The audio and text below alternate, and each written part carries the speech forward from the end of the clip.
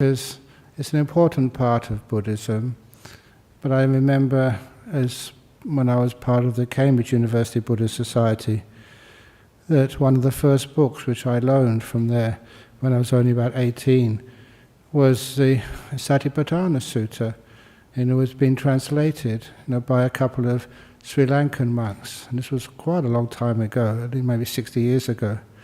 And in the foreword to the Satipatthana Sutta, they mentioned that they'd heard that anyone who practices Satipatthana Sutta can become fully enlightened within 7 days. So they thought, now that's a marvelous claim by the Buddha. So they went over to Burma and they practiced Satipatthana on one of the retreats over there for 10 days or 2 weeks. And then after 2 weeks they still weren't enlightened. So they gave it another try, did it again. And after the second time of doing the Satipatthana, still wasn't enlightened. So instead they decided to translate the Pali into English for everybody. And they never became enlightened. At least not as far as I know. I said, okay. So one of the things I thought, I had a lot of confidence and faith in the words of the Buddha, so I thought, how come they were practicing and very diligent, how come that the Buddha said if you practice the Satipatthana you become enlightened within 7 days? And they tried it twice, they were diligent monks, why come they weren't enlightened? And that's what made me interested in what the Satipatthana actually means, especially in the Pali, and actually reading it up in the Pali several times and reading other suttas in the Pali, because there's always connections, you get a lot of evidence about what the Satipatthana means, what the suttas mean, by having a broad knowledge, not just focusing on one sutta, but many of those words are repeated in other parts of the Pali canon. Not only that, there was something at that time I didn't realize. There was a whole Samyutta, a chapter in the Samyutta Nikaya on Satipatthana. And there they got some very wonderful information in that, on things like what it means by seeing this arising, this passing away. That was a usual English translation, and the Pali could mean that, but in the Satipatthana Samyutta, they explained it in greater depth. It meant much more than seeing things coming and going. It was saying you understand why, the reasons why things come into existence, and the reason why they cease. Not just seeing them coming and going, but why they come and go, the causes. And that became very important, such as, this is just the intro, the third Satipatthana. You all know what the third Satipatthana is? The Chitta, the mind. And it says, and here you understand what the mind coming and going. In the Satipatthana Samyutta, it explains what that means. What causes the Chitta to arise? And what, when it disappears, causes the Chitta to disappear? You know what that is? Anyone who remembers all that stuff which Ajahn Brahm and Venerable Sunyo taught last time? Yeah? No. Nama Rupa. These, put it bluntly, it's like the contents of any sort of consciousness. 6 different types of consciousness. What you're conscious of. When there's nothing to be conscious of, or when the objects of consciousness disappear, Nama Rupa, then Chitta disappears. Anyway, that's going to come soon. And what that does, that's one of the very controversial, I shouldn't call it controversial, it's, but many people argue against this, it's one of the very powerful arguments from the suttas to show that this thing which you call consciousness is not permanent. It comes according to causes. When those causes disappear, so does the mind consciousness. The Chitta is not a permanent entity. Anyway, I will now prove that for you, without a shadow of doubt. But first, before I do that, I usually do the Namo Tassa before reading the Satipatthana or any Dhamma from the suttas. Namo tassa bhagavato arahato samma sambuddhassa. Namo tassa bhagavato arahato samma sambuddhassa. Namo tassa bhagavato arahato samma sambuddhassa. Buddhang dhammang sanghang namasami. So this is right mindfulness, factor 7 of the Eightfold Path, and this is as far as I got last time. So it starts out, what now is samma sati, right mindfulness? And mostly we talk about the Satipatthana Sutta, which is what I'm going to do now, Majjhima Nikaya number 10. But there's some other interesting parts of the word sati, mindfulness. They always say that someone who develops mindfulness, they develop a good memory as well. And that was almost a word which sati had those two meanings. I don't know if you really can call them two meanings, but when you develop one, you develop the other. When you're aware, you tend to remember things. That's an interesting thing to keep in mind, because even when you're meditating, sometimes you get into some nice deep meditations and you think, my goodness, is this a real meditation, or you just blanked out in some trance? If it is a trance, you don't know what's going on, it does mean that it's not the deep meditations. Deep meditations always have mindfulness, strong mindfulness, which means you can remember things very easily. I don't know if you have ever experienced like a life-threatening moment, like, crashing in a car, or like falling over a cliff like I did when I was young, or being in a motorbike accident. Whatever it is, when those are life-threatening, it's as if the adrenaline forces your mindfulness to be incredibly strong. And you remember those moments, and you can't really forget them. But we always say that that's the negative part of mindfulness. You're aware of something which is so threatening, it increases your mindfulness. There's also the opposite, when you're in these beautiful states of mind in meditation. It is beautiful, it's not threatening at all, but still your mindfulness is increased enormously.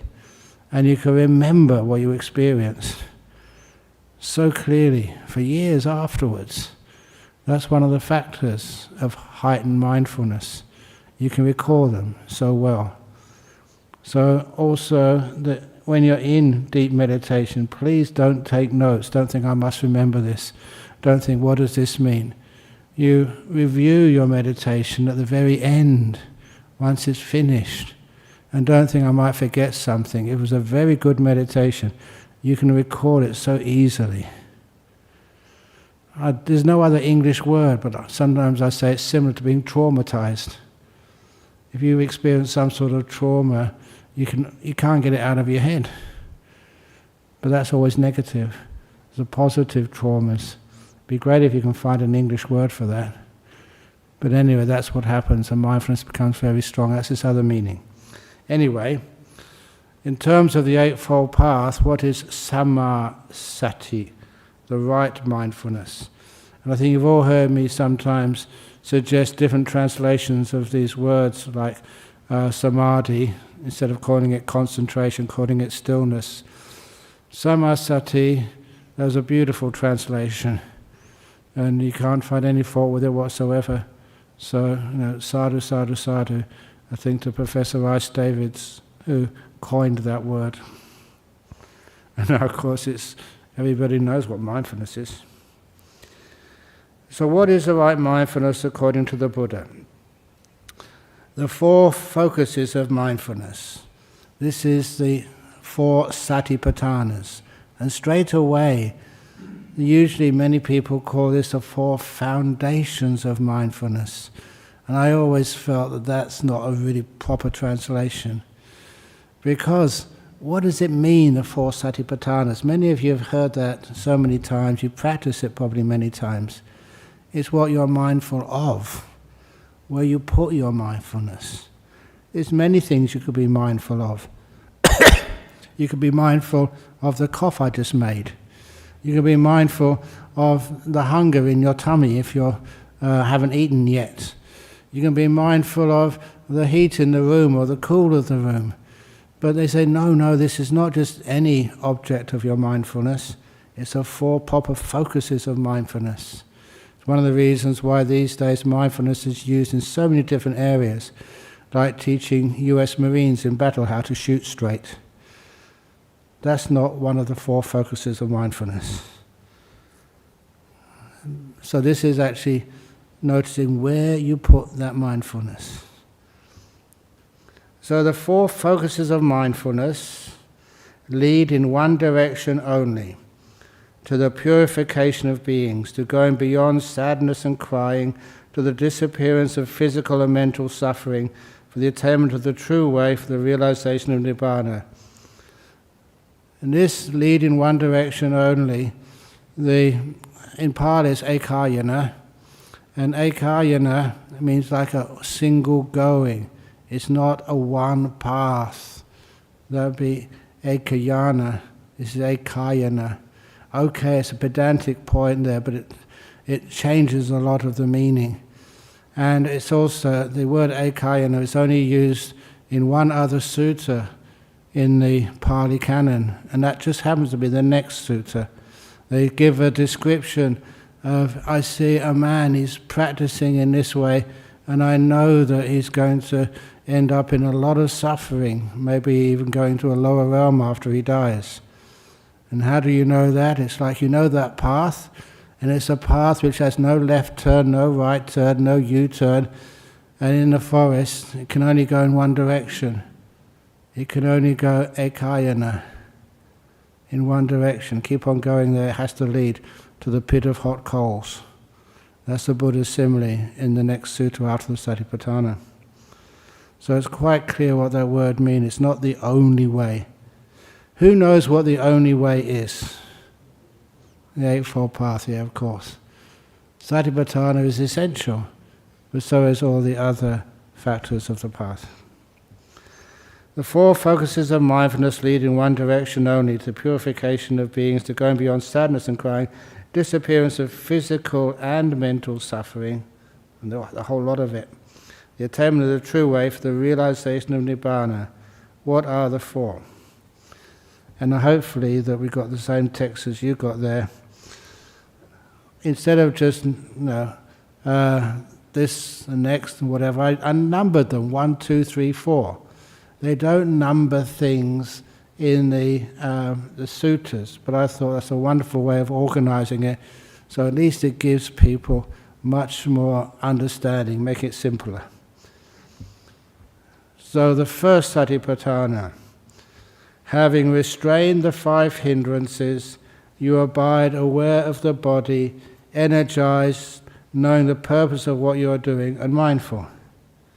2. Having restrained the 5 hindrances, you abide aware of experience, Vedana, energized, knowing the purpose of what you are doing, and mindful. Having restrained the 5 hindrances, number 3, you abide aware of the mind, energized, knowing the purpose of what you are doing, and mindful. Having restrained the 5 hindrances, you abide aware of mind objects, energized, knowing the purpose of what you are doing, and mindful. And having translated it like that, and I will defend sort of any people who challenge that translation. It's meaningful for you. For the start, you understand exactly what you're supposed to be doing.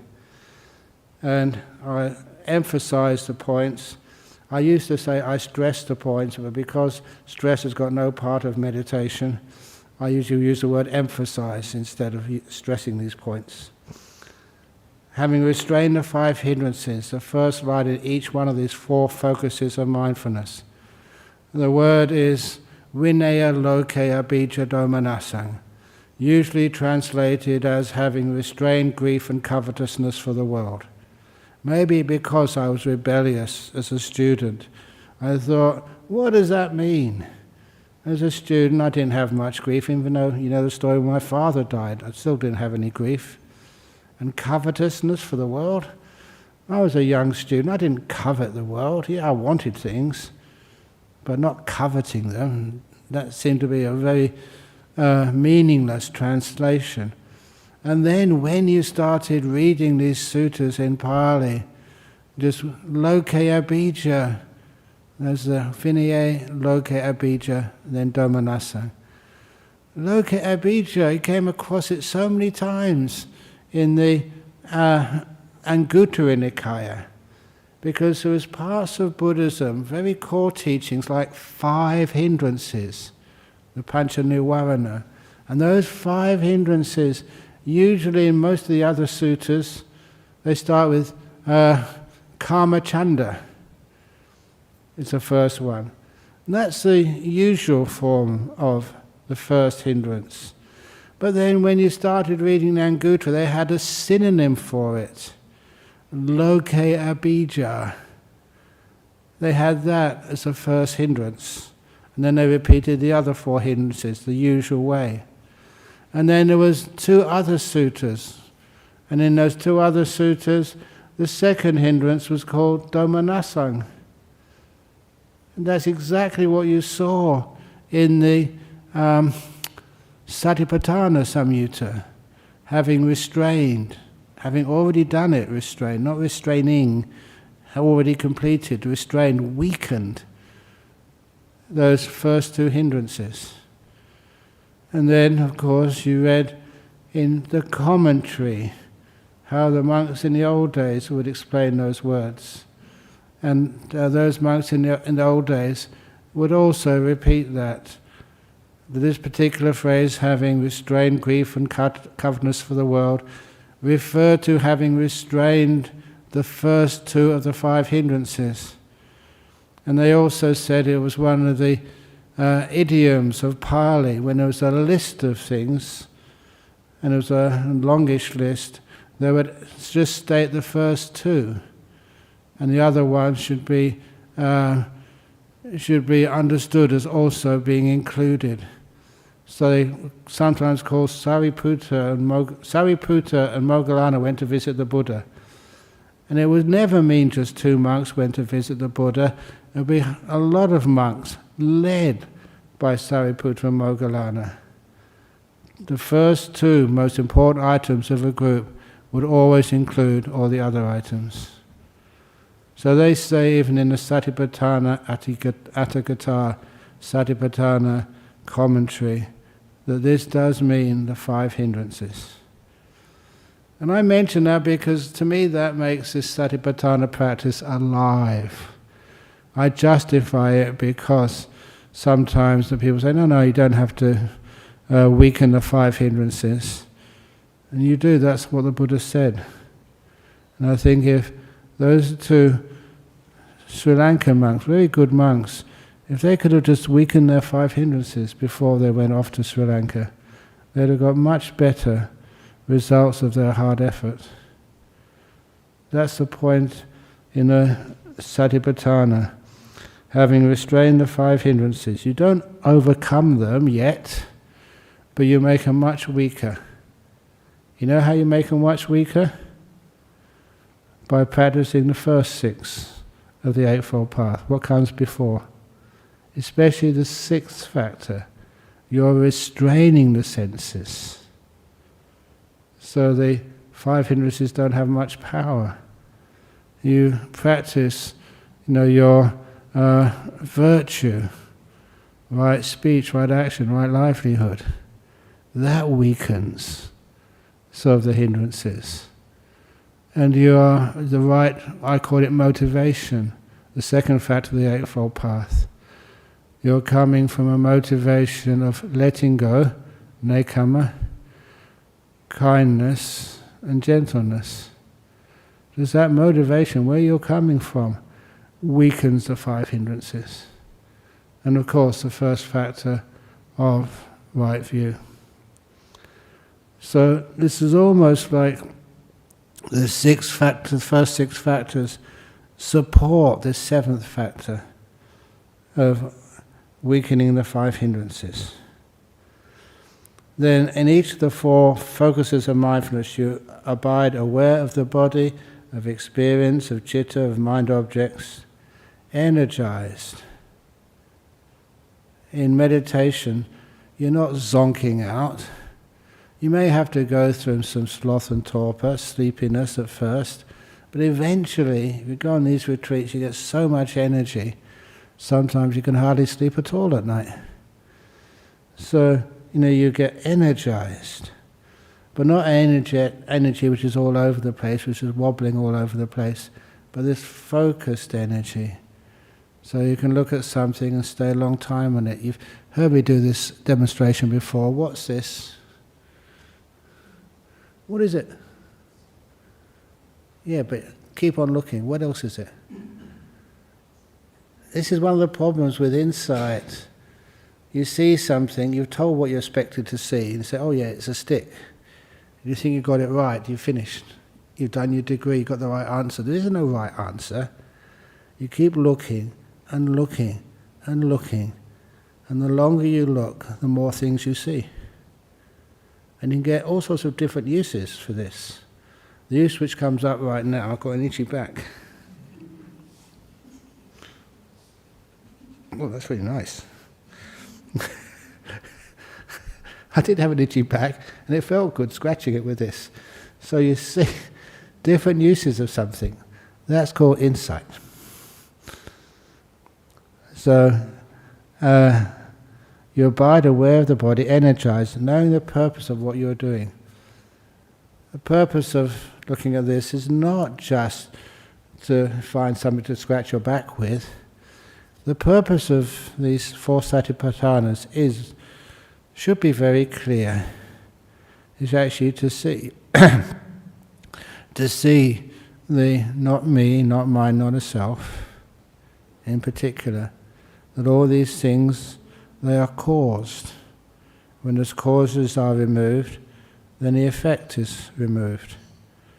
And all these things, that when they are there, they may sort of grab you as being attractive, but the deeper you look at them, the more you see this is like just suffering, just wrapped up in a beautiful parcel. It's not me, not mine, and dukkha. That's the purpose of the satipatthana, to see the truth. So, having restrained the 5 hindrances, you abide aware of the body, energized, knowing the purpose of what you are doing, and mindful. Having restrained the 5 hindrances, you abide aware of experience, Vedana. Energized, knowing the purpose of what you are doing, and mindful. Having restrained the 5 hindrances, you abide aware of the mind, energized, knowing the purpose of what you are doing, and mindful. Having restrained the 5 hindrances, you abide aware of mind objects, energized, knowing the purpose of what you are doing, and mindful. That's the summary which applies to every one of the 4 satipatthanas. So, questions, comments? It's really important doing the satipatthana. It's not just lecturing you. It's not like going to school and being told what to believe. It just wants you to question, if you wish. To ask, why did you translate it this way? Is this the only way to translate? Any questions? Yes, thank you, sir.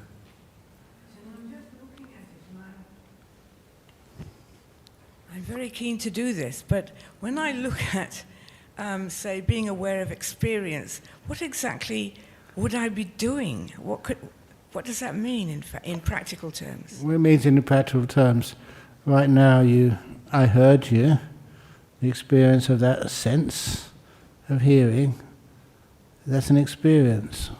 What is that like? What do I do? How did that arise? Why did I listen to you? Exactly what is that?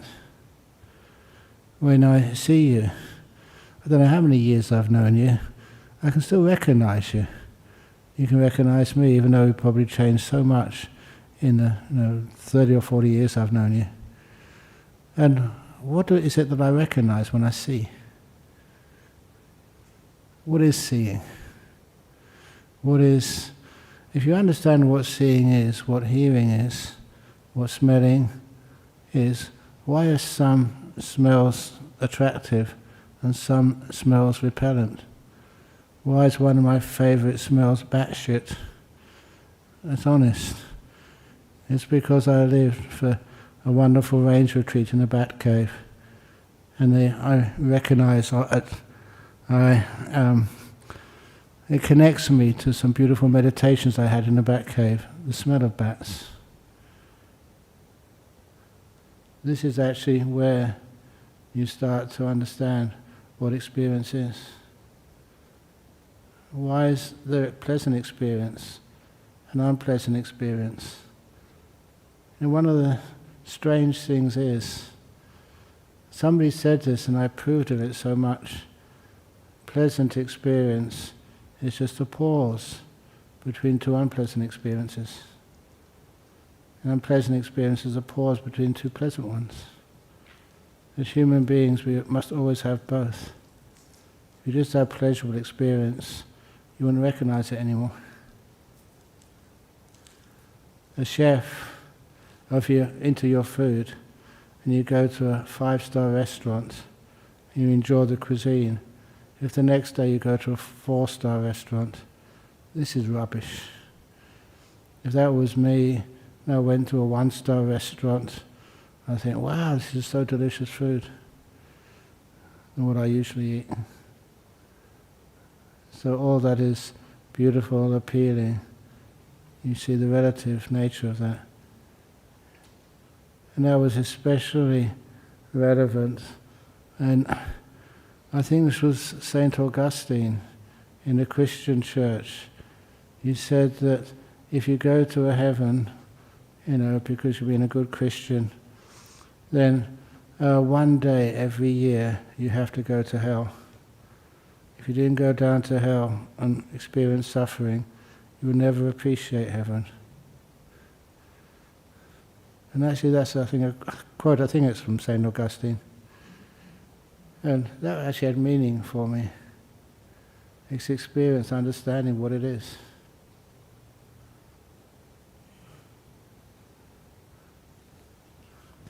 Thank you. Ajahn, could you please give an example of how not me, not mine applies to, how do you apply it to the understanding of 5 hindrances? For example, Yeah, please. I don't know how you feel today. I've still got lots of jet lag and been working way too hard. And I think, wouldn't it be wonderful just to be able to flip a switch somewhere and have all the usual energy back again. But I can't do that. This is not me, not mine. I love the idea of not mine. It means you're out of control. It'd be wonderful, when you were sick the other day and in hospital, wonderful to say, I'm not going to get sick today. Can you do that? No. You can ameliorate the sickness, Yep. but you can't stop it. It's out of your control. Sure. That's a lovely thing to do, because when you realize it's out of control, you have to let go. You do let go. It's not mine. I see. Yes, get it. Sue wants to say something more. Come on. Thank you, Ajahn. Yeah. Thank you. Thank you very much. Okay. So I'm contemplating how to abide, being aware of experience. So would you actually sort of do some exercises like you're describing first and then go into your meditation and try to maintain that feeling? I suppose that experience is components, and when you take all the components out, it's not there. Is that more like it? That's one way of doing it, yes. I think you understand where my answer is going to come from next. When you get into really deep meditation, and much of your experience vanishes, when it comes back again, the experience is a burden.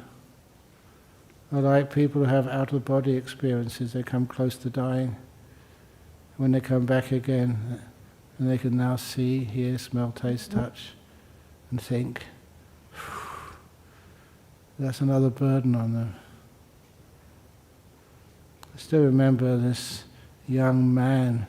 He was born deaf, and they took him to a doctor one day. He couldn't hear at all what they were saying. And the doctor said, I think we can cure his inability to hear sound. There's a new operation which has been developed. So can we allow your son to have this operation? And the parents quite understandably said, yes, why not? It wouldn't cost them anything. And there was a pretty good chance that he could hear again. They gave him that operation, and now he could hear. And he got very angry at them.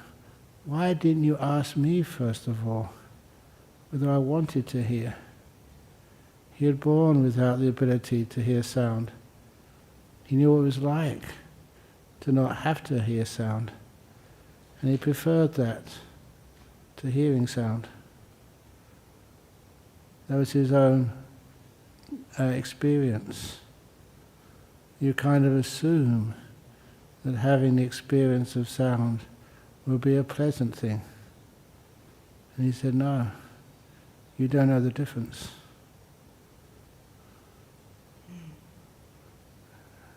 So these are sorts of things. Okay, look, I'm a monk, okay, so you may not agree with me, but the most pleasant times I live is just when you get into a deep meditation and I can't hear anything or see anything or feel anything in my whole body. It's gorgeous when most of experience has vanished.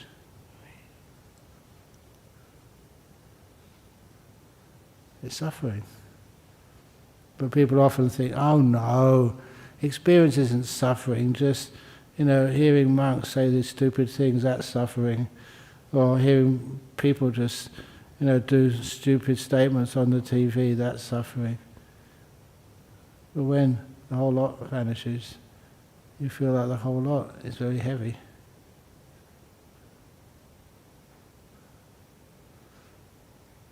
Make sense? Okay. Anyway, that's my answer. Any questions over here? Yes, go on.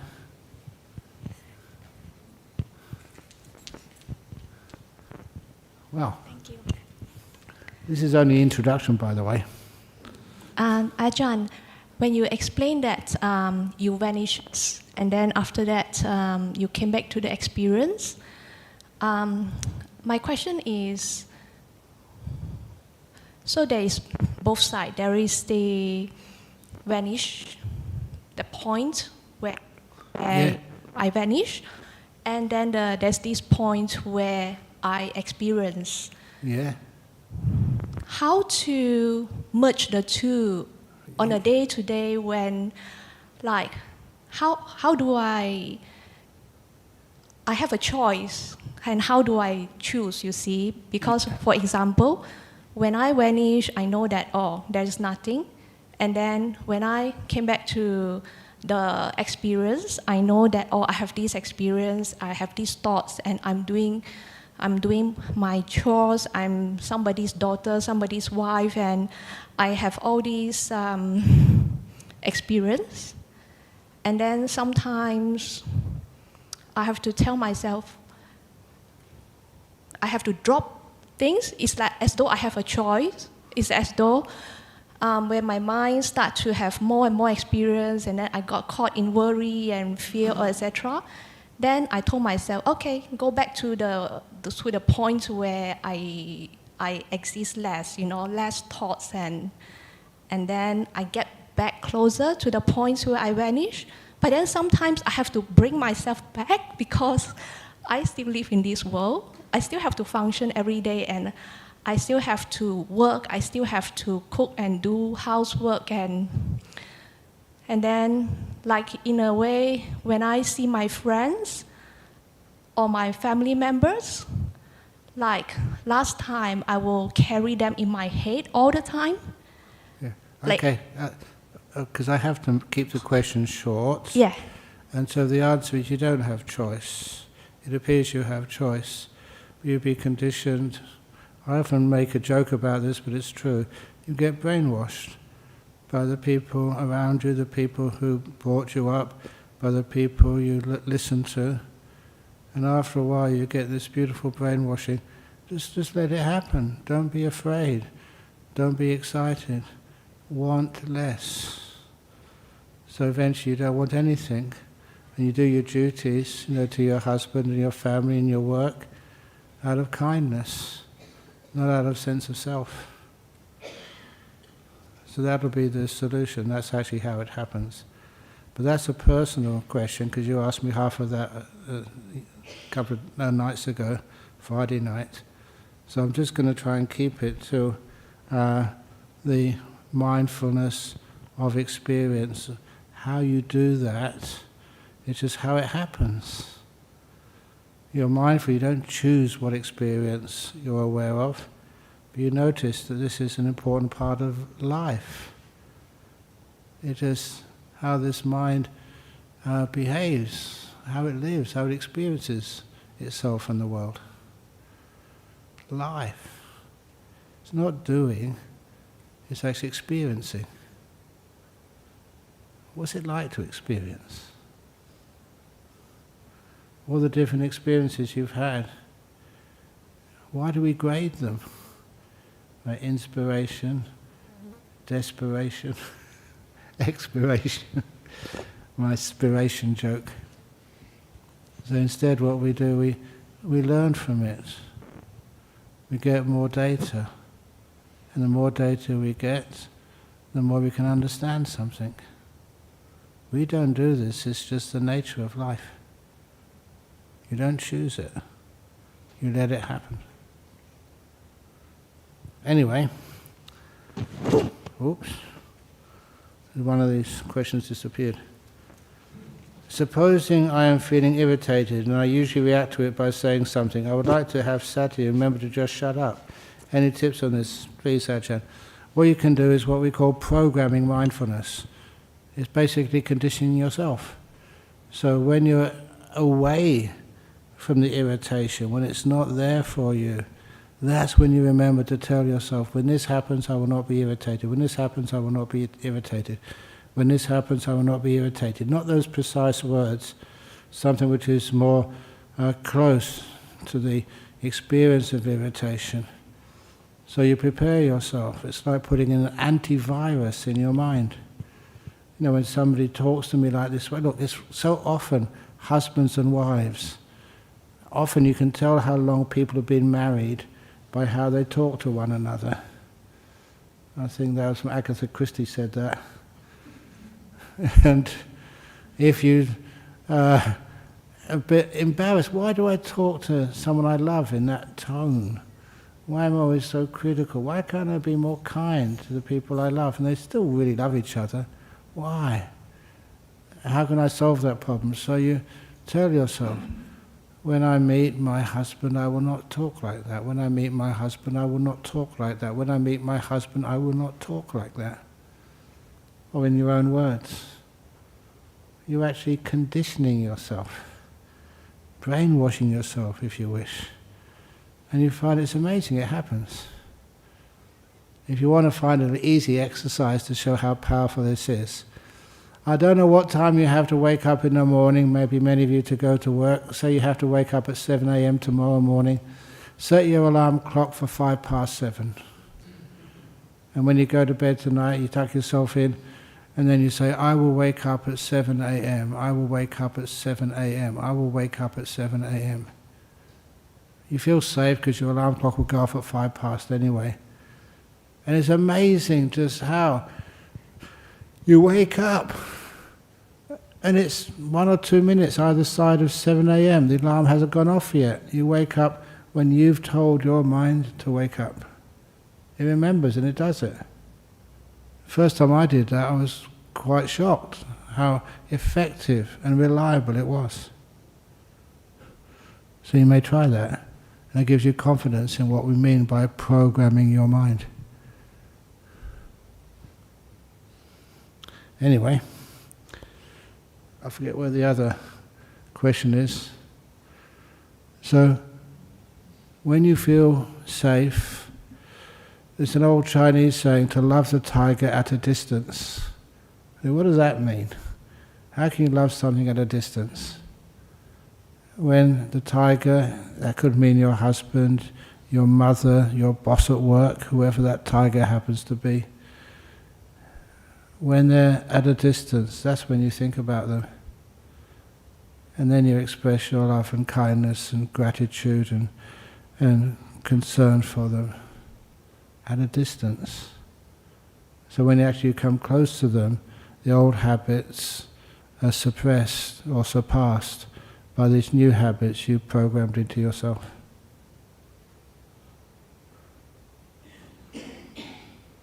Any more, Sue? You okay? So far, so good. Okay. So, the next part here, did you have a question? No. The next part here is very easy for me. You've heard it many times before, but this is what it says next. And how are you aware of the body? And it begins with mindfulness of breathing. And I always mention this, that sometimes people think satipatthana is one thing for insight, anapanasati is a way for samatha, for stilling the mind. And this shows, one of the first examples, there's no difference between these. These two are the same.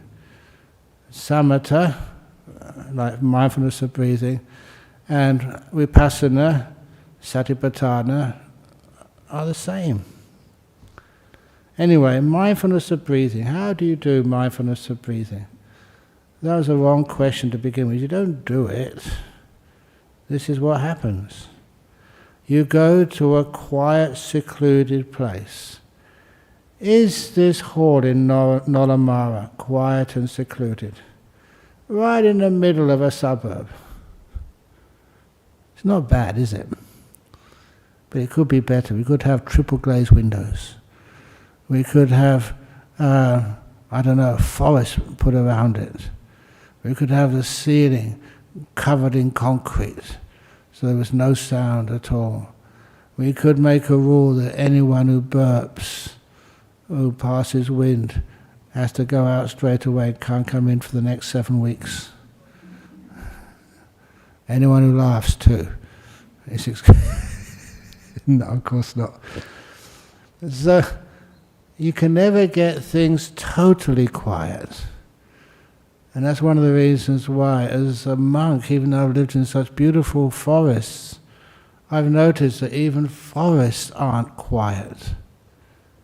You know, some of those jungles in Sri Lanka and Thailand and Malaysia, where I meditated and stayed in, they can be extremely noisy. Extremely noisy in the evening.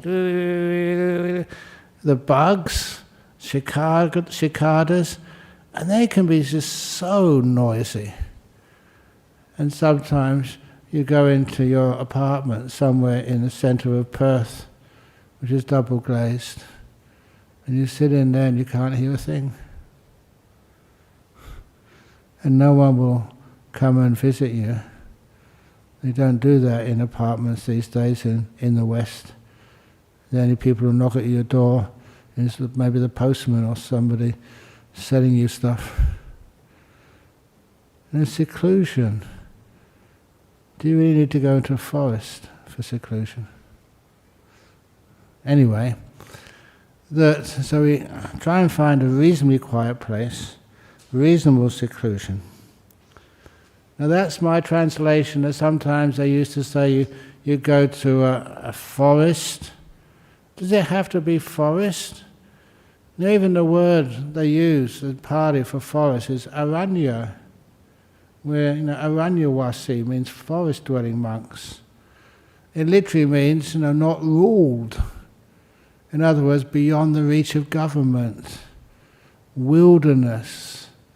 The word wilderness is a much better translation of aranya. So if you think of our tradition, the forest tradition, we should really change that to the wilderness tradition. Not just have to have trees to be in that tradition, but wilderness, seclusion, quiet, away from things. So in a desert we'll qualify as aranya. There's not a tree around, but it's quiet. In a cave, in mountains, that's aranya. It's far away, remote. A quiet, secluded place, sit down comfortably. In that sutta it said you sit down cross-legged, palanka, with your back straight, and then you meditate. And this is just teaching for so many years. So some people just can't sit on the floor. If I asked all of you, get rid of those chairs, sit on the floor and don't move, you'd have no peace in your body at all. And you will never come back again. Sometimes people need nice chairs. So instead of sitting on the floor, straight back if you can, but sometimes you like to lean back. It's more comfortable for you. So what's most important is the comfort when you're sitting. Not that comfortable you fall asleep. There are two types of comfort. I'm not asking you to come and bring your lazy boy chair or a lazy girl chair, or lazy LGBTQIAE plus chair. Just have a chair to sit down on. But sit down on, you can't really fall asleep, but you can be comfortable. That's the purpose. You go to a quiet, secluded place, sit down comfortably, and this is mindfulness of breathing, and give priority to establishing mindfulness. And that is an accurate translation. They call it parimukha, the mindfulness. Parimukha means, you can say, establishing mindfulness in front of you. But that also rose so many questions. What does it mean, in front of who? Where? It's not watching the tip of your nose. That's not where I live, behind my nose. That's not where I identify myself living all the time. So, where do you live? If I ask you to point to you, where you think you are, most people say in the head somewhere. So, if you look at it that way, the word establishing mindfulness in front of you means have it in front of your forehead somewhere, which is not right. You won't get anywhere that way. The word in front does not mean physically in front. It means the first on your list, to give it priority. Make it the number one thing, mindfulness first of all. And this is one of the reasons why, the monk who was here before me, the abbot of Bodhinyana Monastery before I took over, he would often advise me. He said, your talks on meditation are great, but you go too deep, too quickly. And most people want to know how to start their meditation, to get the foundation right. And then, he pointed this out, give priority to establishing mindfulness, first of all. So how do you establish mindfulness as a priority, the first thing on your list? And that's where present moment awareness and silence comes in. If you're thinking about the past, planning the future, you're not being mindful of what's happening now. I think it was, remember the quote now, I remember the person who gave the quote, the Rolling Stone, not the Rolling Stone, I'm getting in big trouble. So the Beatle, John Lennon, life is what happens when you're busy planning something else. Did I get that quote right? This is not the word of the Buddha, the word of John Lennon. Life is what happens when you're busy planning something else, he once said. And that just means life is what happens. You're not mindful of what's happening when you're busy planning anything else, or you're busy remembering things. Mindfulness has to be in the present moment. And number two, to be fully mindful. That old story of Lao Tzu. So he took his disciple to see the sunset. They had to keep noble silence, so no words were allowed. And the disciple said, "Wow, what a beautiful sunset." was not allowed to go on a walk with the Master ever again. What's wrong with saying what a beautiful sunset? And the answer was, when he said what a beautiful sunset, he wasn't watching the sunset anymore. He was watching the words. His mindfulness had got lost in descriptions. And that's the best simile which I've ever come across, to show that if you be really mindful, to be silent. Don't give things names. Don't figure out yet what it all means. Just to know what's happening right now in silence. So you give priority to establishing mindfulness. Any questions? Yes. Oh yeah, you first, yes.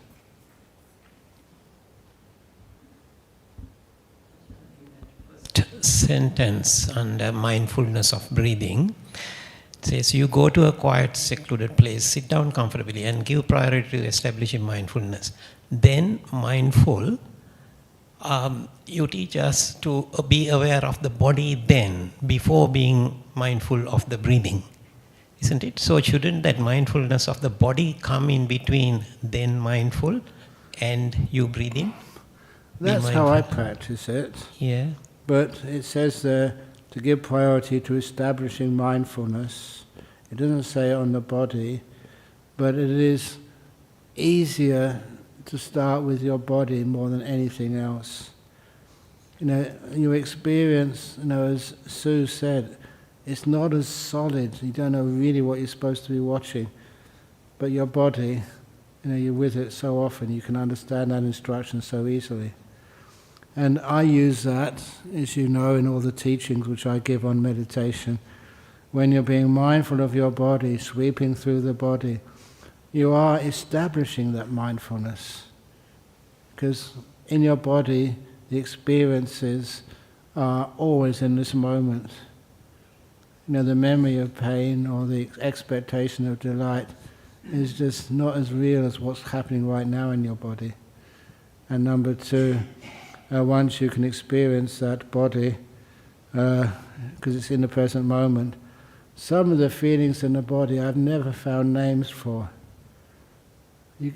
That's why when you go to see the doctor, they say, well, how does it feel? Oh, it kind of hurts. That's such a loose description. I feel very sorry for doctors. They're trying to find out what's happening. In your descriptions of all the 1,000 different feelings of pain, or tension, or tightness, or burning, it's so hard to describe what you feel. Our language is very, very limited. What was it that they used to say, the Inuits, they got 100 different words for snow? Was it 100 or 200? I don't know. They say that's because they live in snow and they develop the language to understand it. All I know about snow is it's cold. So they say the language which we have to describe things is so, so limited. But we can still know it. That's why as the mindfulness really starts to get strong in silence and we're not deceived by the words and descriptions. Yes, but to know the body fully, you need to close your eyes and then turn your mindfulness into your body as well, isn't it? Yes, certainly, yes. Yes. So but knowing the body fully, we don't know the whole body fully. First of all, we know parts of it. Yeah, whatever. Yeah, and then from that, you can. You can understand. You can make the. What's the word in logic? It works on one thing and you can apply it to almost everything. Inference. Yeah. That's what you do in science. You don't test every bit of water in the tanks at Jhana Grove. You take a sample and you infer that sample wasn't sort of any different than any other sample of water you take from those tanks. Yeah, close your eyes. So you take a sample of the body, in your meditation, Sure. you can infer that that's pretty much the same as every other body. Yes. Thank you, Ajahn. Thank you very much. Okay. Please excuse me, I don't get far in these talks, but I find it interesting. Do you find it okay, or am I going too slow? If I'm going too slow, you don't have to come next week. Or in 2 weeks. So, then you mindfully breathe in, mindfully you breathe out. So you're aware of the breathing. Then, and please have a look at how I write this, how I translate this. It's keeping the meaning of the original, but I never like to translate word by word. It's like phrase by phrase, sentence by sentence. When the in-breath and out-breath are long, you are aware that they are long. The original says, breathing in a long breath, you know it's a long breath. Breathing out a long in-out breath, you know it's a long out-breath. Breathing in a short in-breath, you know it's a short in-breath. Breathing out a short out-breath, you know it's a short out-breath. It gets so complicated that anyone who is trying to describe this to someone to get the meaning across has too many words. So saying, when the in-breath and out-breath are long, you are aware they are long. When the in-breath and out-breath are short, you are aware that they are short. And it doesn't mean you have to do stage 1 and then stage 2. One of the other things which really confused me when I first read this as a student, what do you mean by a long in-breath? Or a short, how short does it have to be a short in-breath? It has to be, can it just be, what about how long is a long in-breath?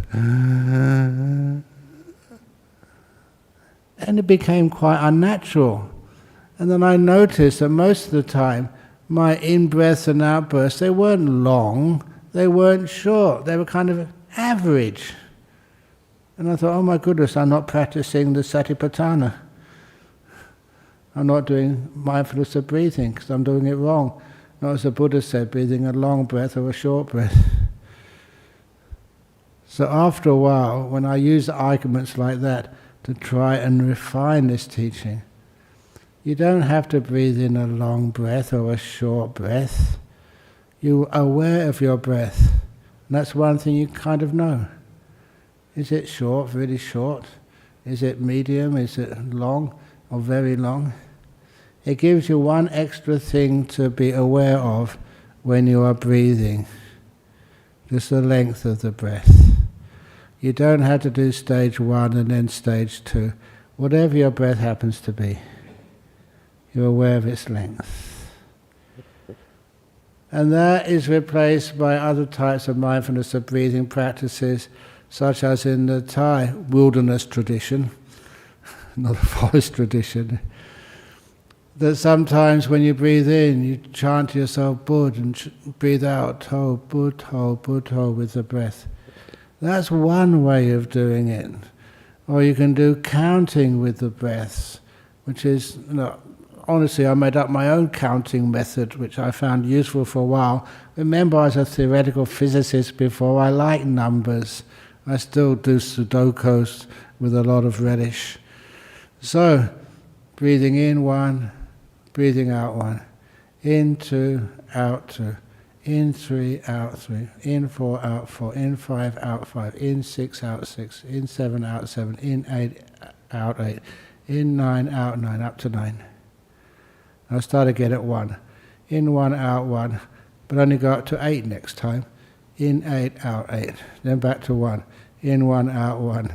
And up to, you're really interested, aren't you? Because you probably haven't tried this before.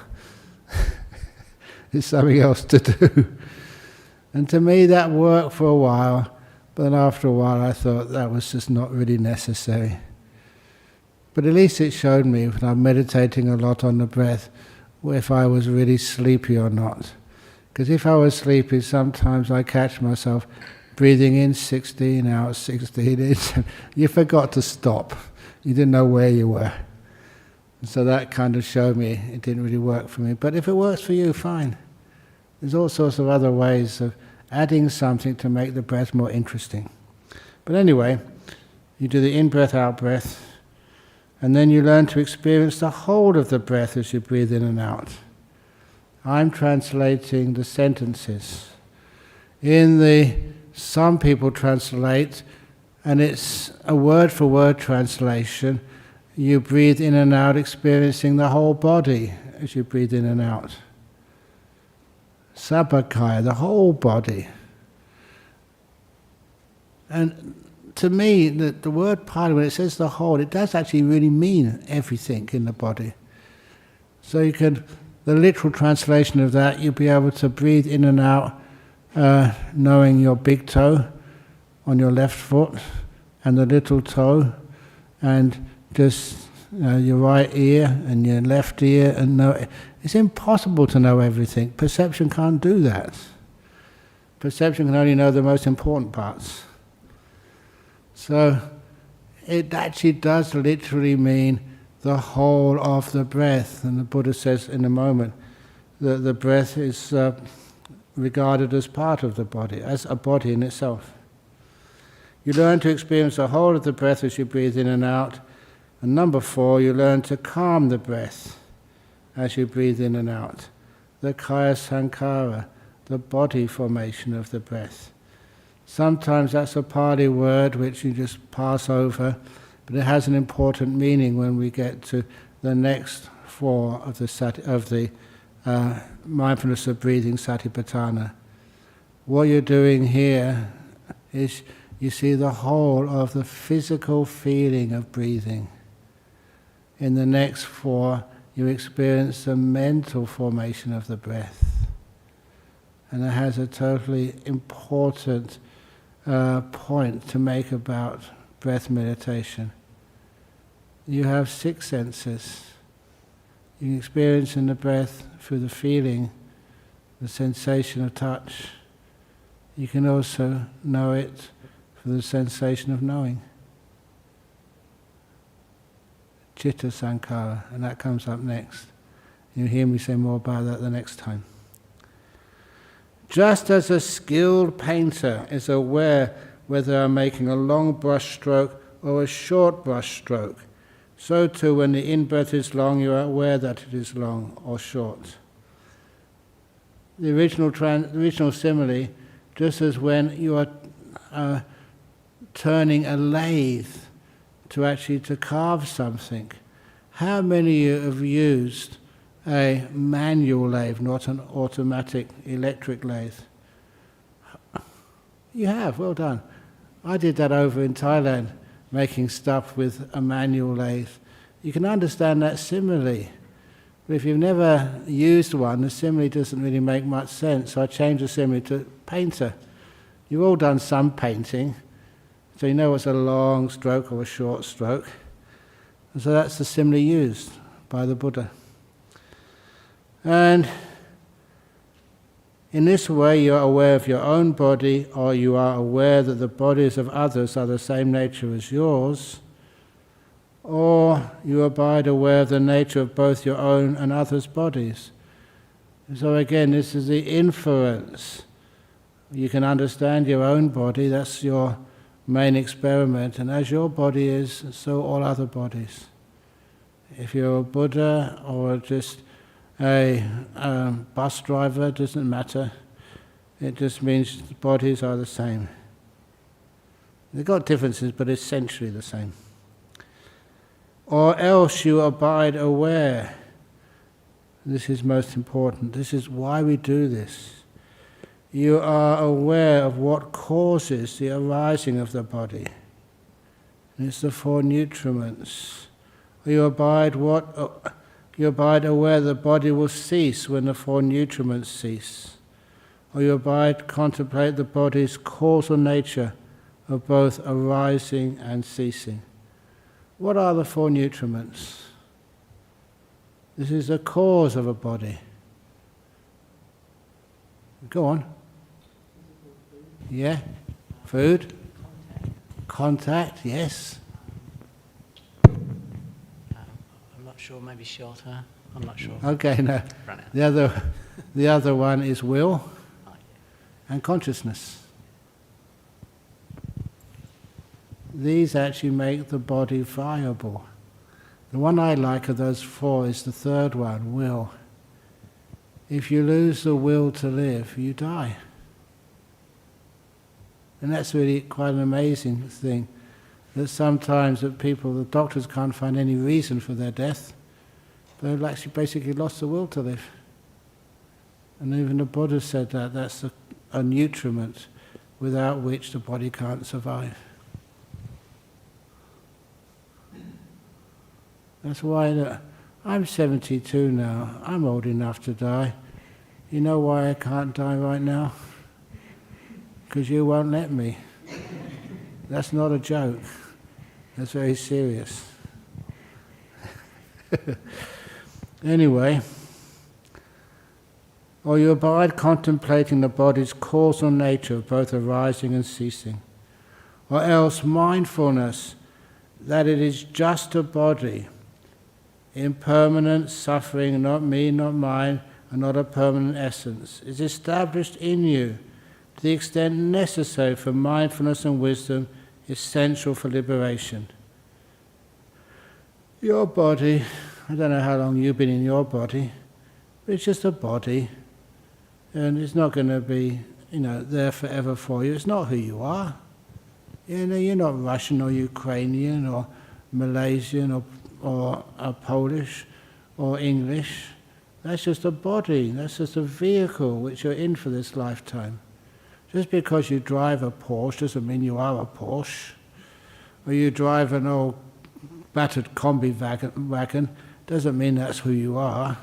That's just a vehicle you happen to be driving. And so because of that, you realize the body is pretty much the same. It's not me, not mine, not a permanent essence. It's impermanent suffering, that's all. And you abide independent, not clinging to anything in the world, certainly not your body. This is one way. It's not the only way. The one way that you are mindful of the body. The other ways come soon. But I have gone on. Are we supposed to finish at 4 or 4:15 or 4:30? What's the usual time to finish? 5? 4? Whenever you decide. Okay, well, no, I think that's a nice place to stop, because that's just the first part of the Satipatthana, and up to the just the first mindfulness of the body example. There's many more to come. So any questions or comments? And then questions and comments are more important than what I say. Yes, Sue? Just the second nutriment, is that contact? Yeah, that's right, yes. Basically, you do need some sense activity, and that's caused by the contact. That's one of the reasons why, when you were in physiotherapy before, I don't know how many times you've been with somebody in a coma in hospital, or they're not speaking to anybody. Are they dead? Are they alive? If you want them to carry on living, talk to them. Give them some sensory contact. Touch their hands, stroke them. They may not be responding at first, but if you refuse and stop stroking them or talking to them and giving some some contact for their senses, then of course they will pass away. But it's amazing, you keep on just stimulating them. I said this the other day, that this one guy, his last words before he died, he was from Lancashire, this man, and he was in a hospital, in the hospice, he was dying, and I was with him, with his family, and I think he was going to die any time, and it went on and on and on. Thought he was going to die, but then he didn't. And then, of course, I was there, and it was close to 12 o'clock, the cut-off point for my lunch. And they knew about monks, and so we better get you some lunch. So they just got the nearest takeaway. I couldn't actually say what I wanted, and so it included chips, French fried potatoes. And so the daughter and said to her dad, "Dad, do you want a chip?" And that was her father's last words. "Yes, I want a chip." And then he passed away. They were surprised that he even opened his mouth and spoke. And he haven't shown any signs of awareness for such a long time.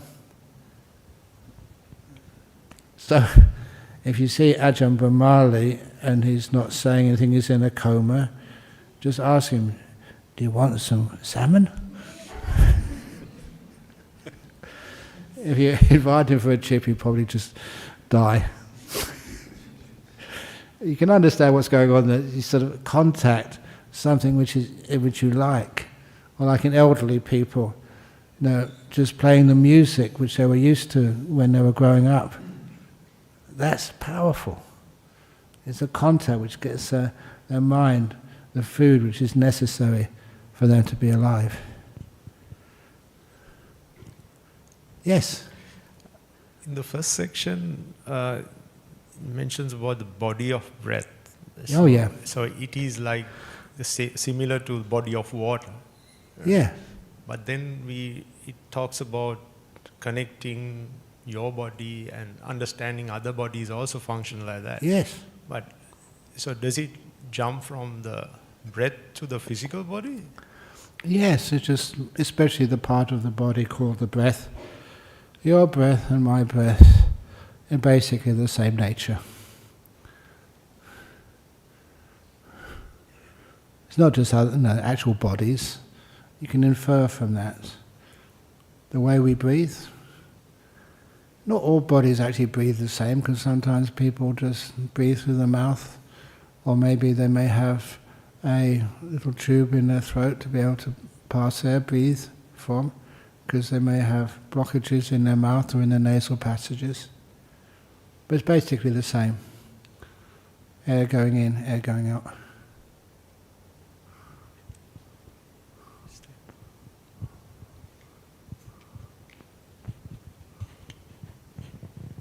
Going. Oh no, not gone yet. Yeah, thanks for the teachings, Ajahn. One thing that I found myself thinking about at the beginning was about the 5 hindrances being restrained. Yeah. And I guess this is the beginning of meditation now, Yeah. the 7th factor. And the first time I came across the 5 hindrances was when I was learning about meditation. So I kind of had the idea that meditation was about working with the 5 hindrances. And I guess you've presented it in a different way today. That Oh, great. I guess, first it's about working with the 5 hindrances, what through sila, through restraint in life, and then getting to meditation. Yes. So I guess my question is there any role in meditation for working with the 5 hindrances? Well, basically the 5 hindrances are enemy number 1 on the path to enlightenment. That's what blocks you. So enemy number 1, again, maybe I've been going to Singapore and Hong Kong too often, and Malaysia. Know the enemy, know yourself. 1,000 battles fought, 1,000 battles won. That's the Chinese art of war. So you don't overcome things like hindrances just through working with them or battling them. It's by knowing them, understanding them, and then it's pretty easy to overcome them. One of the lovely things about Buddhism, it is non-violent, especially in the meditation sense. They have this personification of difficulty called Mara. I think you've all heard of Mara. It's like a devil, but much more subtle than a devil. It's one of the reasons why when we brought this place here, everyone was really excited, because the name of the suburb is No La Mara. And if you know Singlish, that means no, definitely Mara. No La Mara. But the way that Mara is defeated I was always fascinated about that. You don't defeat Mara by kicking ass. You don't fight Mara. You don't use violence. It was always, I know you, Mara. Always overcome through wisdom. And then Mara would actually shrug his shoulders, droop his head. The nun knows me. The nun knows me. I would admit defeat. Not through force, but through wisdom. And I thought it's such a beautiful, powerful teaching. That's how, your wisdom can overcome anything. Not through violence. You overcome the hindrances through understanding them. If that's what you mean by working with them, fine. But you have an ulterior motive to understand them so you can surpass them so easily. Thanks, Yes. John. So then, could you say that when you understand the Mara, Yeah. that you can separate from that, and in the separation with the distance, Yeah. you have that space? Yeah. And Mara can't find you. That's one of the things which they said again in the sutras, in the Pali. If you get into a deep meditation, like a jhana, Mara can't find you. Hasn't got a clue where you've gone. You can't get to those places. It's got too much thinking and controlling. Can't do that. So these are places, they say, make Mara blinded.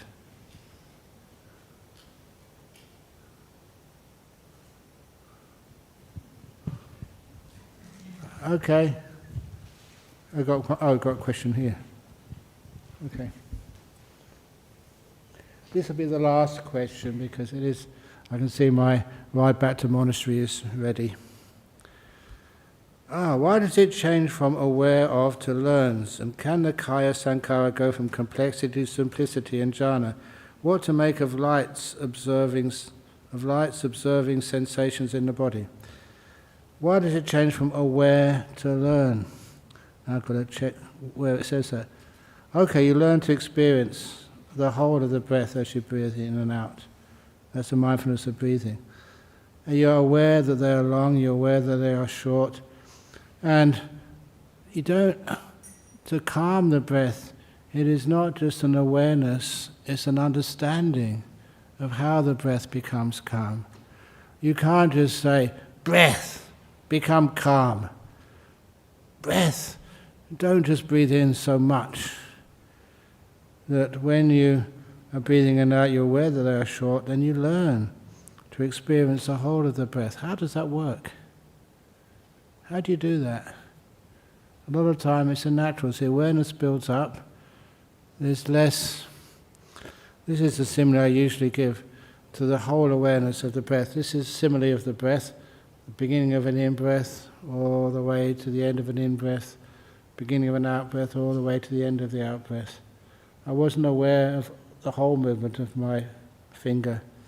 Now I'm aware every moment. From moving in, it pauses, aware as it moves out. How do you do that? It's not through willpower. It's by seeing the joy in the breathing. You don't want to take your eyes off it. I remember as a young man when I was attracted to girls. You'd see a girl walking down, one you liked, and you couldn't take your eyes off her. Why? Because you see the beauty in that. And I use that simile to see the beauty in the breath. Breath starting out. Can't take my eyes off my breath. See it going the other way. It's not willpower. It is wisdom power and adding that kindfulness which makes things like the breath so peaceful and so beautiful. And I love that beauty and that peace. It's so attractive. That's why it's easy. It grabs my attention. I don't disturb it. That's why it becomes easy to do. That's what I learned. That's how I learn. And the Kaya Sankhara go from complexity to simplicity and jhana. No, the Kaya Sankhara disappears. And that's found in the next tetrad, 4 cases of Anapanasati. You're not experiencing the breath as a physical sensation anymore. You're seeing mostly the mental formation, which turns it into something so delightful. The breath isn't delightful, it's just a feeling in the body. It's what the mind adds to it, how the mind sees the breathing. And you find as you go to that stage, the physical feeling of the breath becomes less important, but the joy of the breath, how the mind appreciates the breath, becomes dominant. But that is just a preview of the next class, coming to a Buddhist center close to you in 2 weeks' time. I hope to see you then. Sadhu, sadhu, sadhu. Yes. Thank you all.